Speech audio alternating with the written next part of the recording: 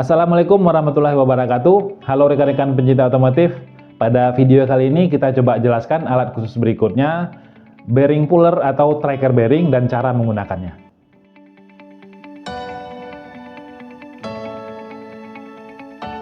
Bearing atau bantalan atau ada juga yang menyebutnya lahar lah. Nah, jadi alat ini mungkin kalau di posisi yang tidak terlalu tertutup bisa kita pasang dan kita lepaskan dengan mudah. Sementara nanti mungkin ada di bagian tertentu yang letaknya itu agak tertutup atau buntu begitu ya. Nah, kita membutuhkan alat khusus untuk gunanya itu untuk menarik ataupun melepaskan bearing ini dari kedudukannya. Nah, alat yang kita maksudkan itu adalah bearing puller atau tracker bearing seperti yang saya pegang ini. Mungkin contohnya, nantinya alat ini bisa kita gunakan untuk mencabut bearing dengan posisi-posisi yang sulit seperti yang kita sebutkan tadi.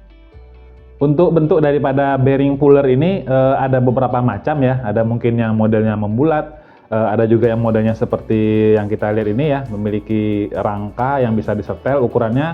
Nah, ini tergantung kebutuhan kita. Ini akan digunakan untuk ukuran bearing yang kecil, yang sedang ataupun yang besar. Nah, kita bisa sesuaikan dan biasanya juga sudah ada dilengkapi dengan attachment ataupun mata-mata yang akan disesuaikan dengan ukuran bearing itu sendiri. Untuk lebih jelasnya bagaimana cara menggunakan alat ini, kita akan lihat pada peragaan berikut ini. Nah, jadi untuk melepaskan lahar yang posisinya agak sulit gitu ya, seperti yang kita lihat di sini. Ini kan arahnya mentok gitu ya, dari sebelah sini kan nggak bisa nih kita dorong karena tertutup oleh cover gitu. Nah, jadi ini caranya tentu kita gunakan alat penariknya. Nah, inilah yang kita gunakan, bearing puller atau bearing remover.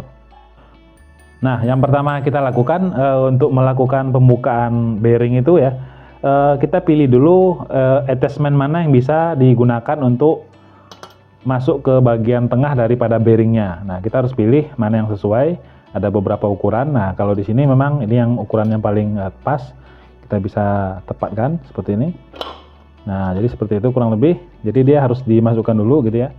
Berikutnya kita akan memasukkan bautnya atau center bolt seperti ini yang sesuai dengan ukuran rad yang terdapat pada attachmentnya.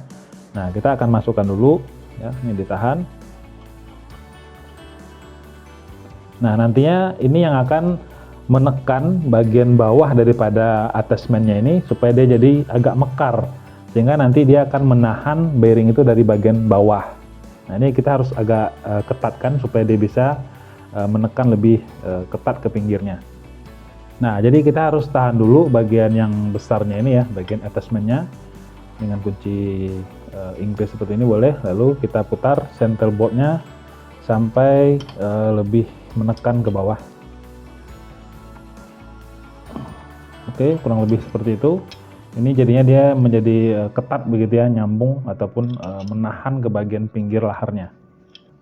Nah, berikutnya kita akan gunakan frame-nya ataupun rangkanya ini yang akan menjadi tulang untuk menahan bagian pinggir daripada dudukan laharnya ini. Nah, kita posisikan dulu aja di mana yang paling pas supaya dia bisa menahan dengan kokoh. Nah, nanti kita akan masukkan ini baut di tengahnya. Nah, gitu ya, kita masukkan.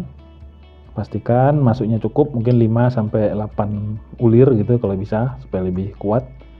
Nah, diluruskan lagi ini frame-nya. Lalu kita setel mur ini mendekati ke bagian bawah. Oke, seperti itu. Nah, pastikan frame-nya tidak menahan bearingnya ya, karena kalau ini tertahan malah nanti nggak bisa dicabut bearingnya. Jadi dia pas di pinggir, sehingga ketika kita lakukan penarikan, bearingnya bisa lewat di bagian sisi daripada frame-nya.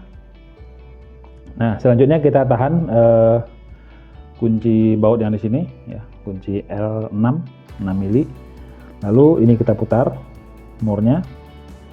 Nah, secara perlahan dia akan mulai mencabut bearing yang ada di bawah. Ini lumayan keras ya. Oke. Nah, jadi tujuannya digunakan alat ini ya tentu saja supaya proses pembongkaran ataupun pelepasan ini tidak menyebabkan kerusakan pada bagian yang lain dari crankcase-nya.